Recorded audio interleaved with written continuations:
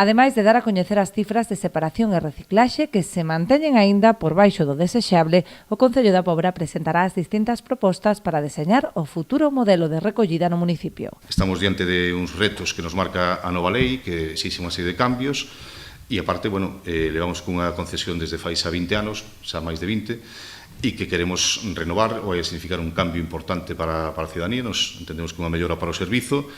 e para o nivel de reciclaxe de separación en origen que vamos a conseguir, e queremos que a xente coñeza, pois, primeiro, as cifras actuais que temos de separación, que son manifestamente mellorables, non é que este moi por debaixo do que é Galicia, pero sí que está moi lonxe do que determina a lei actual, e pois separamos en xeral moi pouca fracción se separa correctamente, en torno ao 20%, e nas distintas fraccións pois hai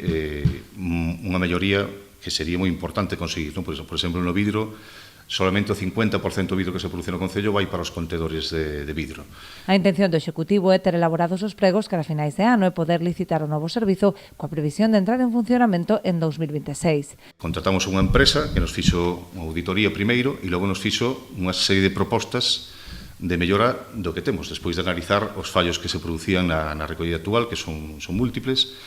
e nos fai unha proposta que vai desde a máis conservadora, digamos, a menos ambiciosa, que sería un pouco continuista co actual, con algunhas melloras, e logo pois vai mellorando hasta que fai unha proposta máis avanzada, onde xa pois se fala de outras cousas como pois tarxetas nos contedores, etc. Nos estamos valorando todas esas opcións, queremos tamén que a ciudadanía a coñeza, queremos escoitar a xente, queremos escoitar as queixas que teñen, as reclamacións, o mal funcionamento que les ven no servizo. Moitas desas seguramente non xa as teramos recollido, ou mellor todas, e non o sabemos. E tamén queremos escoitar as súas valoracións sobre as propostas que temos hoxe en día sobre a mesa. A Asamblea terá lugar este mércores ás 8 da tarde nas antigas dependencias do ISM. Está aberta a toda a ciudadanía.